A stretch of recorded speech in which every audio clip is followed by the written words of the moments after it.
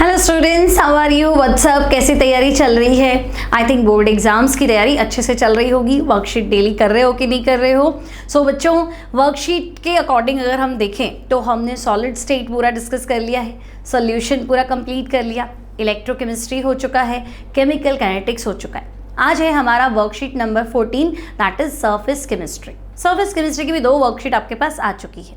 ठीक है, तो चलो स्टार्ट करते हैं। अच्छा, आज के क्वेश्चंस में डायग्राम्स है ना। एग्जाम में आपको ध्यान रखना है, डायग्राम बिल्कुल नीट एंड क्लीन होना चाहिए। ठीक है, और डायग्राम के अकॉर्डिंग आपको मार्क्स के अकॉर्डिंग डायग्राम बनाना है और उतनी थियरी लिखनी। ठीक है, एग्जाम में पूछा है कि डायग्राम बनाओ तो डायग्राम बनाना है। अब 1 ही नंबर का क्वेश्चन है तो थियरी भी लिखनी है, डायग्राम भी बनाना है, तो आपको देखना है। 1 नंबर वाले क्वेश्चन में डायग्राम बनाने की जरूरत होती नहीं है वैसे। ठीक है, तो चलो स्टार्ट करते हैं बच्चों फ्रॉम क्वेश्चन नंबर 1। तो पहला क्वेश्चन है, discuss the process of electrophoresis with neat and labelled diagram. तो बच्चों, इलेक्ट्रोफोरेसिस क्या है? तो इलेक्ट्रोफोरेसिस मतलब इलेक्ट्रिक फील्ड के इन्फ्लुएंस में मूव करना। मूव कौन करेगा? तो हम कहेंगे कॉलोइडल पार्टिकल्स मूव करेंगे, है ना। तो कॉलोइडल पार्टिकल्स का इलेक्ट्रिक फील्ड अप्लाई करने पे चलना, मूव करना, उसे हम कहते हैं इलेक्ट्रोफोरेसिस। ठीक है, अब बच्चों, अगर कॉलोइडल सॉल्यूशन आपका नेगेटिव है तो वो पॉजिटिव इलेक्ट्रोड की तरफ दौड़ेगा, और अगर आपका कॉलोइडल सॉल्यूशन पॉजिटिव है तो वो नेगेटिव इलेक्ट्रोड की तरफ मूव करेगा। तो हम कह सकते हैं भाई वो मेथड जिसकी हेल्प से हम कॉलोइडल सॉल्यूशन का चार्ज डिटरमाइन कर सकते हैं, उसे भी क्या कह सकते हैं? तो उसे भी कह सकते हैं बच्चों इलेक्ट्रोफोरेसिस। ठीक है, तो 2 डेफिनेशन बनती है बच्चों आपके पास। क्या बनेगी? तो पहला आप लिखेंगे the movement of sol particles. Movement of Sol particles under the influence of electric field.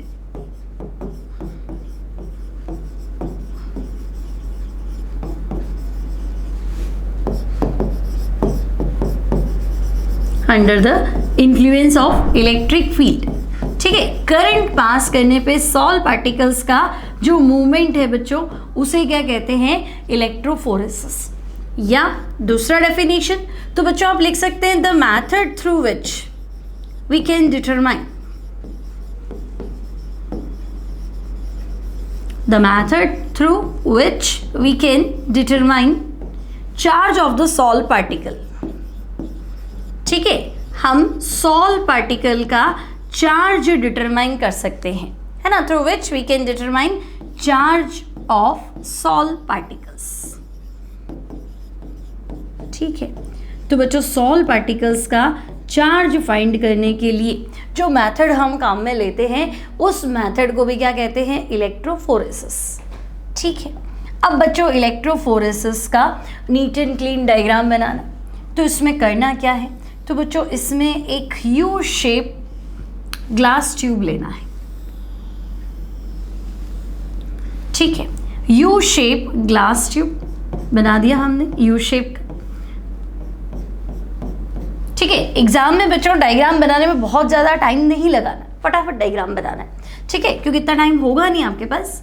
Now दोनों साइड में आपको रखने हैं प्लैटिनम इलेक्ट्रोड्स, तो दोनों साइड हमने लगा दिए प्लैटिनम इलेक्ट्रोड्स। तो एक पॉजिटिव प्लेट बना दो, एक नेगेटिव प्लेट बना दो।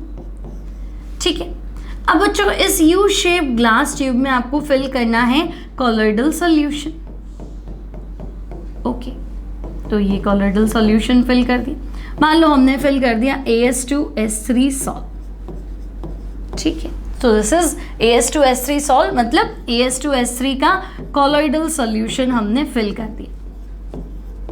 ठीक है, एक खास बात बच्चे ध्यान रखेंगे, आप एग्जाम में जब भी कोई डायग्राम बनाते हैं तो डायग्राम के नीचे आपको लिखना है कि मैं क्या बनाना चाह रहा हूँ, मैं क्या एक्सप्लेन कर रहा हूँ, है ना। तो बच्चों हम यहाँ इलेक्ट्रोफोरेसिस को एक्सप्लेन कर रहे हैं, तो डायग्राम के भी नीचे आपको लिखना है कि हाँ भाई ये इलेक्ट्रोफोरेसिस है। ठीक है, नाउ नेमिंग कर दो भाई, ये प्लैटिनम इलेक्ट्रोड्स है। ओके, तो प्लैटिनम इलेक्ट्रोड्स क्लियर। अब बच्चों AS2S3 सॉल जो है ये आपका नेगेटिव सॉल है, तो अगर तुम करंट पास करोगे तो ये पार्टिकल्स जो है ये पॉजिटिव प्लेट की तरफ मूव करेंगे। ठीक है, तो तुम देखोगे ऑन पासिंग करंट ये पार्टिकल्स जो है ये यहाँ इकट्ठे हो जाते। तो लाइट येलो कलर का सॉल है। थोड़ी देर बाद में हम देखते हैं कि पॉजिटिव प्लेट एनोड की ओर क्या देखते हैं कि कलर इंटेंसिटी बढ़ जाती है। ठीक है, तो कलर इंटेंसिटी यहाँ ज़्यादा है, मतलब पार्टिकल्स का मूवमेंट जो है वो आपको दिखाना है भी पार्टिकल्स जो है वो पॉजिटिव प्लेट की तरफ चल रहे हैं, ठीक है ना। और यहाँ आप लिख दो यू शेप ग्लास ट्यूब।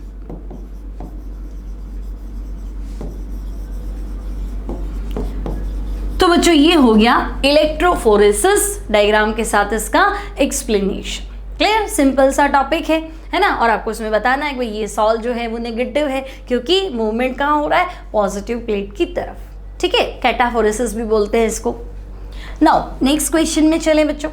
तो नेक्स्ट क्वेश्चन है right 4 differences between physical adsorption and chemical adsorption, ठीक है। तो मैंने पहले भी सिखाया बच्चों, डिफरेंसेस वाले अगर क्वेश्चंस आते हैं तो आप क्या करना, बीच में एक लाइन सेपरेट कर देना, एक लाइन से दोनों को सेपरेट कर देना। तो फिजिकल एड्सॉर्प्शन और दूसरा हो जाएगा बच्चों केमिकल एड्सॉर्प्शन, ठीक है। फिजियोप्शन और केमिजॉर्प्शन भी कह सकते हैं ना बच्चों। फिजिकल एड्सॉर्प्शन में क्या होता है, तो फिजिकल एड्सॉर्प्शन में जो सरफेस एड्सॉर्ब कर रही है यानी एड्सॉर्बेंट, और वो सब्सटेंस जो एड्सॉर्ब हो रहा है यानी एड्सॉर्बेट के बीच में weak van der Waals force of attraction होते हैं। लेकिन केमिजॉर्प्शन तो यहाँ स्ट्रॉन्ग केमिकल बॉन्ड्स होते हैं। तो पहला डिफरेंस जो लिखना है वो आपको यहाँ लिखना है, there are weak van der Waals force of attraction, there are weak van der Waals force of attraction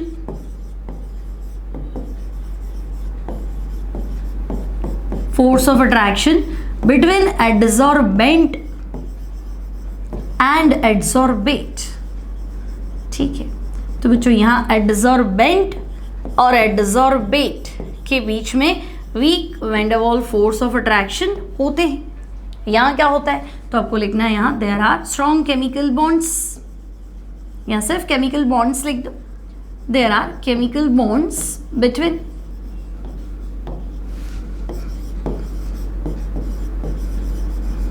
between adsorbate and adsorbent, ठीक है। अब बच्चों फिजिकल एड्सॉर्प्शन या फिजियोप्शन मतलब आपने एड्सॉर्बेंट रखा तो गैस अट्रैक्ट होगी, ठीक है। अब एड्सॉर्बेंट को अगर मैं क्या करूं, हल्का सा भी गर्म करूं तो गैस इवॉल्व हो जाएगी, ठंडा करो वापस आ जाएगी। तो ये रिवर्सिबल होता है, लेकिन ये रिवर्सिबल नहीं होता है। एक बार एड्सॉर्ब हो गया तो स्ट्रॉन्ग बॉन्ड्स बना के गैस इस पे ऊपर अट्रैक्ट हो जाती है ना। तो हम कहेंगे भाई ये जो है फिजियोप्शन ये रिवर्सिबल है, और वहाँ तो हम कहेंगे नहीं ये रिवर्सिबल नहीं है, दिस इज इरिवर्सिबल, ठीक है। So this is irreversible. अब बच्चों फिजिकल एड्सॉर्प्शन में तो मैं कहूँगी कि भाई गैस जो है वो क्या करती है, एक लेयर बना देगी, फिर दूसरी लेयर बना देगी, फिर तीसरी लेयर बना देगी, धीरे धीरे अट्रैक्शन कम हो जाता है। लेकिन फिजियोप्शन जो है बच्चों लेयर्स एक से ज़्यादा पॉसिबल है, तो ये मल्टी मॉलिक्यूलर हो सकता है। So this is multi molecular, है ना, सॉरी मल्टी लेयर कह दो, मल्टी मॉलिक्यूलर की जगह दिस इज मल्टी लेयर्ड, है ना, एक से ज़्यादा लेयर्स बन सकती हैं। और यहाँ क्या होगा, तो बच्चों यहाँ एक ही लेयर बनेगी, so it will be unilayered, ठीक है, सिंगल लेयर और मल्टी लेयर, ठीक है। फिजियोप्शन में एक से ज़्यादा लेयर बनेंगी तो मल्टी लेयर और वो यूनी लेयर। अब बच्चों फिजिकल एड्सॉर्प्शन, तो टेम्परेचर अगर हम बढ़ाएंगे तो फिजिकल एड्सॉर्प्शन क्या होगा, तो हम कहेंगे ये डिक्रीज होगा कि गैस इवॉल्व होना शुरू हो जाएगी। तो physical adsorption decreases on increasing with temperature. लेकिन अगर मैं केमिकल एड्सॉर्प्शन की बात करूं तो बच्चों ये तो होता ही हाई टेम्परेचर पे, तो आपको लिखना है it occurs at high temperature, ठीक है। तो it occurs at high temperature,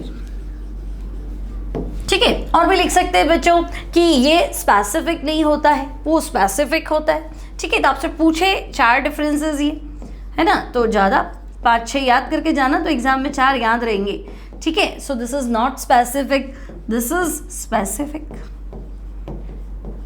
फिर बच्चों गैस के लिक्विफिकेशन पे फिजिकल एड्सॉर्प्शन डिपेंड करता है। केमिकल एड्सॉर्प्शन का गैस के लिक्विफिकेशन से कोई लेना देना नहीं है, केमिज ऑप्शन के लिए मुझे एनर्जी ऑफ एक्टिवेशन चाहिए, यहाँ एनर्जी ऑफ एक्टिवेशन नहीं चाहिए, यहाँ सरफेस कंपाउंड बनता है, यहाँ सरफेस कंपाउंड नहीं बनता है, ठीक है। प्रेशर बढ़ाने पे ये बढ़ता है, यहाँ प्रेशर का कोई इफेक्ट नहीं होता है, ठीक है। इस तरह के कुछ डिफरेंसेस है, आपको 3-4 डिफरेंस यहाँ पूछे हैं 4, तो कम से कम 4 डिफरेंस लिखने हैं, ठीक है।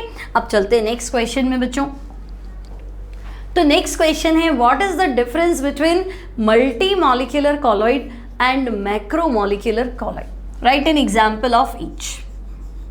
तो बच्चों एक तो है तुम्हारे पास मल्टी मॉलिक्यूलर कॉलॉइड्स, ठीक है, और दूसरा जो है दैट इज मैक्रोमॉलिक्यूलर कॉलॉइड, ठीक है।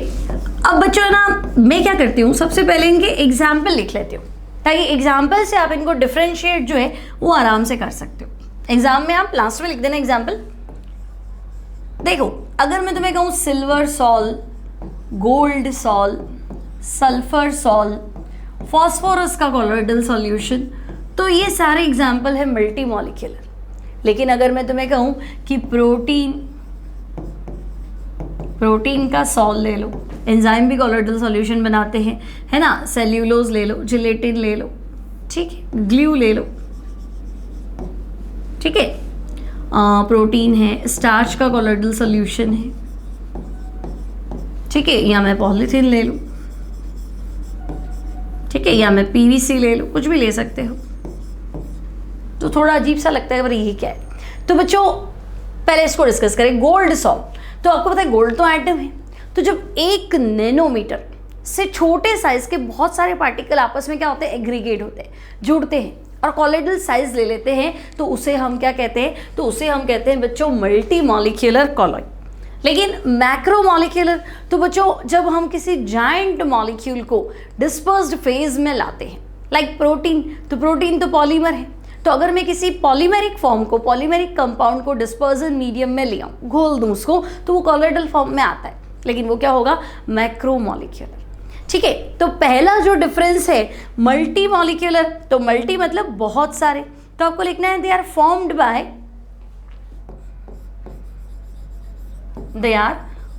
Bye aggregation of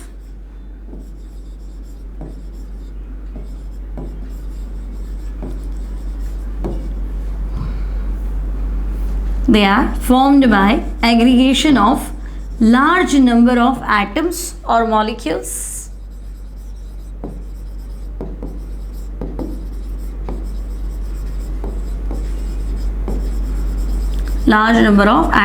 molecules of size less than 1 nanometer, ठीक है।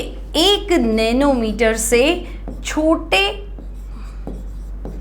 साइज के जो पार्टिकल्स है वो अगर जुड़ जाते हैं तो बच्चों बनेगा क्या, मल्टी मॉलिक्यूलर कॉलॉइड्स। वहाँ क्या लिखेंगे, तो हम कहेंगे भाई अगर मैं किसी बिग मॉलिक्यूल को या पॉलीमेरिक को मैं क्या करूँ, डिस्पर्जन मीडियम में डिसॉल्व कर लूँ, ठीक है। तो they are formed when big molecules are dissolved in dispersion medium, ठीक है। तो दे आर फॉर्म्ड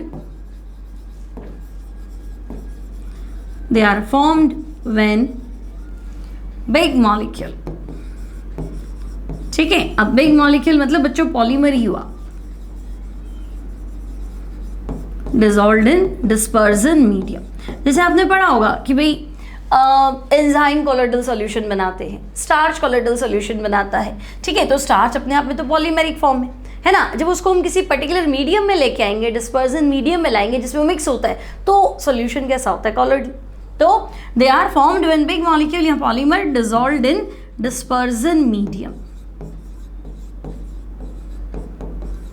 ठीक है। तो हम कहेंगे चलो पहला तो ये हो गया डिफरेंस। अब बच्चों पॉलीमर ही लिया है तो मोलर मास हाई हो जाएगा, यहाँ छोटे छोटे एटम्स थे तो हम कहेंगे मोलर मास इतना ज़्यादा हाई नहीं होगा, तो यहाँ आपको लिखना है मोलर मास लेस, ठीक है, क्योंकि कम से कम ये पॉलीमर तो नहीं है, और यहाँ आपको लिखना है मोलर मास हाई, ठीक है। तो molar mass low, molar mass high, ठीक है। अब बच्चों यहाँ होता है weak van der Waals force of attraction, ये पहले जेई में भी पूछा जा चुका है, वहाँ पे भी होता है, लेकिन पॉलीमर है तो थोड़ा फोर्स ऑफ अट्रैक्शन क्या हो जाता है, ज़्यादा हो जाता है, ठीक है। तो तुम्हें लिखना है they have weak van der Waals force of attraction,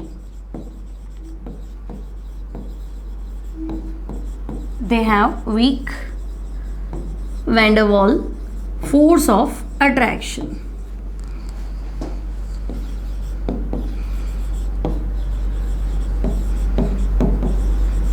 ठीक है, तो आपको लिखना है यहां पे भी यही होता है ना, even they have weak van der Waal force of attraction.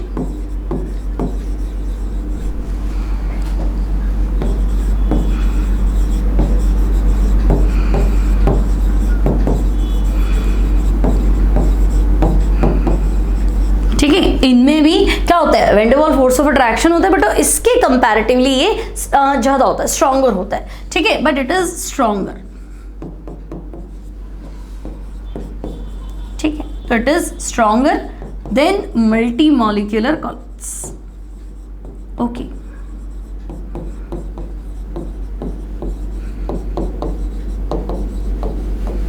Clear? तो ये बच्चों हो गए differences between multi-molecular and macromolecular colloids with example. अब next problem में चलते हैं. तो next है बच्चों, what will be the observation in following condition when light rays travel through the colloidal solution. तो आपको बताना ऑब्जर्वेशन क्या है. तो बच्चों अगर कॉलोइडल सॉल्यूशन में लाइट पास की जाए तो हम क्या देखेंगे, स्कैटरिंग ऑफ लाइट. हम क्या देखेंगे, तो हम लाइट की स्कैटरिंग देखेंगे. तो scattering of light can be scene by the surface of by the surface of colloidal particles. है ना, colloidal particle क्या करेंगे, लाइट को स्कैटर कर देंगे. तो by the surface of colloidal particles we can see the scattering of light. Now electric current is passed through colloidal solution. तो अगर किसी colloidal solution में अगर हम करंट पास करते, तो बच्चों करंट पास करेंगे तो क्या होगा, सॉल्व पार्टिकल मूव करेंगे, बताया था मैंने, है ना. अगर सॉल्व नेगेटिव है तो प्लस की तरफ जाएगा और पॉजिटिव है तो नेगेटिव की तरफ जाएगा, मतलब इलेक्ट्रोफोरेसिस की घटना होगी. ठीक है, यहाँ क्या हुआ था, तो हमने यहाँ देखा था भाई, यहाँ हुआ था टिंडल इफेक्ट. ठीक है, अच्छा की पॉइंट याद रखना, है ना. हो सकता है वो सुनना चाहता हो कि भाई टिंडल इफेक्ट होगा, तो आपको लिखना है प्रॉपर कि Tyndall effect can be see. यहाँ क्या लिखेंगे, तो यहाँ आपको लिखना है कॉलोइडल पार्टिकल्स मूव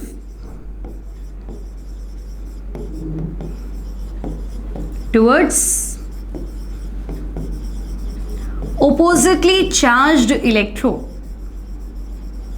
ठीक है भाई, ओपोजिटली चार्ज्ड इलेक्ट्रोड की तरफ क्या होंगे, कॉलोइडल पार्टिकल का मूवमेंट तो होगा. ठीक है, colloidal particles move towards oppositely charged electrode means electrophoresis can be seen. ठीक है, देखेंगे क्या हम कौन सी घटना होगी, तो नाम पूछ रहा है बच्चों, तो हम लिखेंगे भाई अगर इलेक्ट्रिक करंट पास करोगे तो इलेक्ट्रोफोरेसिस या कैटाफोरेसिस कैन बी सी. ठीक है, तो वहां टिंडल इफेक्ट दिखेगा या मूवमेंट दिखेगा, सिंपल. आगे चलते हैं बच्चों. तो नेक्स्ट क्वेश्चन है, explain the following with the help of diagram. तो बच्चों अब आपको डायग्राम बनाना है, क्योंकि एक्सप्लेन तो हमने बहुत बार कर लिया. तो पहला आपसे कहा है कि आप टिंडल इफेक्ट को क्या करो, एक्सप्लेन करो. तो टिंडल इफेक्ट क्या होता है बच्चों, तो आपको लिखना है when strong converging beam is passed through colloidal solution. तो ये मैंने ले लिया स्ट्रॉन्ग कन्वर्जिंग बीम, है ना, या लाइट सोर्स से लाइट ले ली. ठीक है,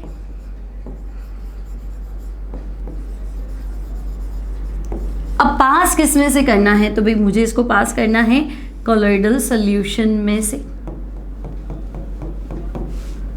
ठीक है, तो ये हो गया आपका कॉलोइडल सॉल्यूशन. अब करना क्या है, तो लाइट पास करेंगे, लाइट की स्कैटरिंग हो जाएगी, है ना. क्यों, तो हम कहेंगे भाई फेज के पार्टिकल्स और मीडियम के पार्टिकल्स में साइज डिफरेंस होने से रिफ्रैक्टिव इंडेक्स में डिफरेंस आ जाता है. ठीक है, तो when strong converging beam of light passed through colloidal solution, तो आपको दिखाना है ये लाइट सीधी जाने की बजाय ये अपने स्कैटर हो जाएगी, और यहाँ से भी ये सीधी जाने की बजाय ये स्कैटर हो जाएगी. और ये जो बनेगा, ये दोनों लाइट जो क्रॉस कर रही है, ये वाली जगह जो है इसे बोलेंगे टिंडल कोन. ठीक है, तो ये हो गया टिंडल कोन, कॉलोइडल सॉल्यूशन और लाइट सोर्स। और पूरे के नीचे लिख दोगे, क्या लिखोगे, तो हम लिखेंगे भाई ये हो जाएगा टिंडल इफेक्ट। ठीक है, अब बच्चों बस यही दिखेगा आपको, बस ये लाइट दिखेगी आपको इसके अंदर से, है ना, बाकी ये पूरा सॉल्यूशन जो है वो डार्क दिखेगा। ठीक है, पूरा सॉल्यूशन नहीं दिखेगा, बस यहाँ से लाइट इसके अंदर से ना सीधी तो गई नहीं, बिखर गई, तो ये स्कैटरिंग दिखेगी और बाकी पूरा सॉल्यूशन डार्क रहेगा। तो ये हो गया टिंडल इफेक्ट। एक्सप्लेन आपको अपने आप करना है। नाउ ब्राउनियन मूवमेंट, तो बच्चों zigzag movement of colloidal particle. ठीक है, कोई छोटा बना देना, कोई बड़ा बना देना। तो zigzag movement of sol particle, उसे हम क्या कहेंगे, तो उसे हम कहेंगे ब्राउनियन मूवमेंट। किसने डिस्कवर किया था, तो हम कहेंगे रॉबर्ट ब्राउन ने। So this is Brownian movement. Clear? Now next क्या है, describe following methods for the formation of colloidal solution. तो बच्चों ब्रेडिग आर्क तो हम बहुत बार डिस्कस कर चुके है ना। अगर आपको सिल्वर का sol, gold sol, platinum sol बनाना है तो हम ब्रेडिग आर्क मेथड यूज करते। इस मेथड का दूसरा नाम क्या है, तो दूसरा नाम है इलेक्ट्रिक डिस्पर्जन मेथड। ठीक है, तो ये तो हम बहुत बार पढ़ चुके हैं भाई, लास्ट वर्कशीट में भी था, तो इसको हम नहीं छेड़ रहे। नाउ कॉलोइडल मिल, तो बच्चों अगर आपको कॉलोइडल सॉल्यूशन बनाना है किसका, तो मैं कहूँगी पेंट, वार्निश। ठीक है, पेंट, वार्निश, इंक और डाई, इनमें से अगर आप कोई कॉलोइडल सॉल्यूशन बनाना चाहते हैं तो आपका जो मेथड होगा that will B colloidal mill. दूसरा नाम है इसका मैकेनिकल डिस्पर्जन मेथड। ठीक है, मैकेनिकल डिस्पर्जन मेथड मतलब इसमें आपको एफर्ट्स लगाने हैं, है ना, फिजिकल एफर्ट्स लगाने हैं, मशीनरी यूज करनी है किसका सॉल्यूशन बनाने के लिए, तो हम कहेंगे ये चार जो लिखे हैं, है ना, पेंट, वार्निश, इंक और डाई। करना क्या है, तो बच्चों पेंट, वार्निश, इंक और डाई, इनका जो रॉ मटेरियल है, सबसे पहले इस रॉ मटेरियल को क्या करेंगे, हम इस रॉ मटेरियल को पाउडर फॉर्म में कन्वर्ट कर देंगे। ठीक, और उसको पाउडर फॉर्म में कन्वर्ट करके पानी में उसका सस्पेंशन बना लें। ठीक है, तो यहाँ ये जो हमारी मशीन है, यहाँ से सबसे पहले हमने सस्पेंशन डाला। ठीक है, अब ये सस्पेंशन उतरेगा बच्चों कहाँ, तो ये उतरेगा कॉलोइडल मिल के अंदर। ठीक है, कॉलोइडल मिल यानी जैसे आटे की चक्की होती है ना, वैसे चक्की होती है एक तरह से ये। तो ये है हमारी कॉलोइडल मिल।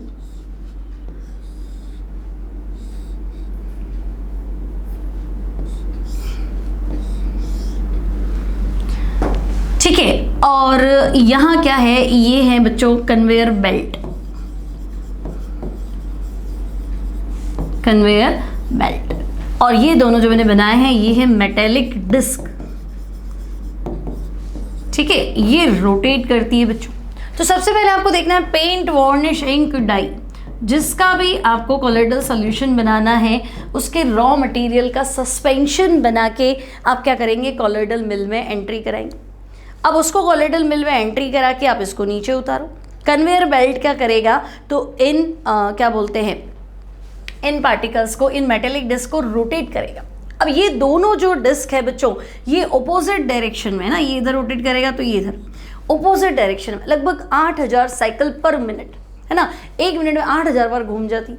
तो बच्चों यहाँ से जो आपने सस्पेंशन उतारा है, ये पार्टिकल इतना ज़्यादा ग्राइंड हो जाएंगे कि ये कॉलोइडल साइज के पार्टिकल्स बन जाएंगे। तो ये बन जाएंगे आपके कॉलोइडल फॉर्म में कन्वर्ट हो जाएंगे। ठीक है, तो इस मेथड को क्या कहते हैं, तो ये है आपका मैकेनिकल डिस्पर्जन मेथड। ठीक है, या फिर इसे आप कह सकते हैं कॉलोइडल मिल। ठीक है, कॉलोइडल मिल या मैकेनिकल डिस्पर्जन मेथड एक ही है। समझ में आ गया? पेंट, वार्निश, इंक, डाई, इनमें से जिसका भी कॉलोइडल सॉल्यूशन बनाना है उसको सस्पेंशन फॉर्म में कन्वर्ट करके कॉलोइडल मिल में एंट्री दे दें। इसमें दो मेटालिक डिस्क है जो कन्वेयर बेल्ट की हेल्प से क्या करती है, घूमती। दोनों का डायरेक्शन अपोजिट है, दोनों घूमती है लगभग 8000 रोटेशन पर मिनट। तो इतनी ज़्यादा स्पीड से ये रोटेट करेंगी कि जो सस्पेंशन वाला पार्टिकल है वो कॉलोइडल साइज के पार्टिकल में कन्वर्ट हो जाएगा। ठीक है, this is mechanical dispersion method. Now बच्चों next question, give the reasons alum purifies drinking water. पढ़ चुके हैं पहले भी, है ना। कैसे करेगा, तो हम कहेंगे कोएगुलेशन। ठीक है, एलम में एल्यूमिनियम आयन जो है बच्चों वो हो जाएगा पॉजिटिवली चार्ज, है ना। और जो इम्प्योर वाटर है उसमें इम्प्योरिटी है, बैक्टीरिया है, वायरस है, डस्ट है, वो सब हो जाएगा नेगेटिवली चार्ज। तो वो अपनी सरफेस पे Al+3 को एब्जॉर्ब करेगा, न्यूट्रल हो जाएगा, सारे न्यूट्रल पार्टिकल पास आ जाएंगे और सेटल डाउन हो जाएंगे। ठीक है, तो ये हो गया purification. Now a substance can be both colloidal and crystalloid. तो हम कहेंगे अच्छा रीजन दो। तो बच्चों कॉलॉइड जो है, colloid is not a substance, this is state of matter which depends upon particle size. ठीक है, क्रिस्टलॉइड तो अगर पार्टिकल का साइज 1 नैनोमीटर है ना, if particle size is lesser than 1 nanometre, 1 nanometre से छोटा पार्टिकल है तो तुम कहोगे क्रिस्टलॉइड। और अगर 1 नैनोमीटर से बड़ा है, 1 to 100 का साइज ले लेता है तो कॉलॉइड। ठीक है, तो पहला एग्जाम्पल देना है। तो बच्चों ऐसा सब्सटेंस तो मैं कहूँगी देखो NaCl एक्वस सॉल्यूशन, ठीक है, या NaCl in aqueous solution behave as crystalloid. ठीक है, अब मैं कैसे कह रही हूँ कि क्रिस्टलॉइड है, तो बच्चों अकॉर्डिंग टू थॉमस ग्राम जो एनिमल मेम्ब्रेन से क्रॉस कर जाए, पास हो जाए, वो क्रिस्टलॉइड, और जो पास नहीं हो वो कॉलॉइड। ठीक है, तो अगर NaCl का एक्वस सॉल्यूशन देखा जाए तो ये क्रिस्टलॉइड है। क्यों, तो आप कहोगे because it can pass through animal membrane, है ना, it can pass through animal membrane. तो भाई ये एनिमल मेम्ब्रेन से पास हो जाता है, तो अगर एनिमल मेम्ब्रेन से पास हो जाता है तो मैं कह दूंगी crystalloid. But NaCl in benzene या NaCl इन अल्कोहल दोनों ही लिख सकते हो। ठीक है, तो NaCl in benzene behave as colloid. तो भाई अब ये कॉलॉइड क्यों है, एक ही चीज को अलग अलग बोल रहे, तो हम कहेंगे अब ये पास नहीं होता, है ना। तो आपको क्या लिखना है, बिकॉज इट कुडंट बी पास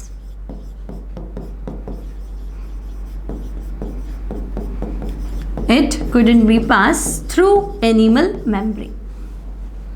ठीक है, वो एनिमल मेम्ब्रेन में से पास हो जाता था और ये एनिमल मेम्ब्रेन से पास नहीं होगा,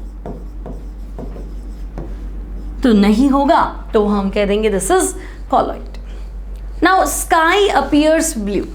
तो बच्चों स्काई ब्लू क्यों होता है, तो हम कहेंगे due to Tyndall effect, due to scattering of light.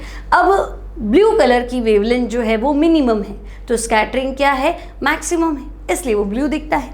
ठीक है, तो आप क्या लिखेंगे, since violet blue colour have minimum wavelength,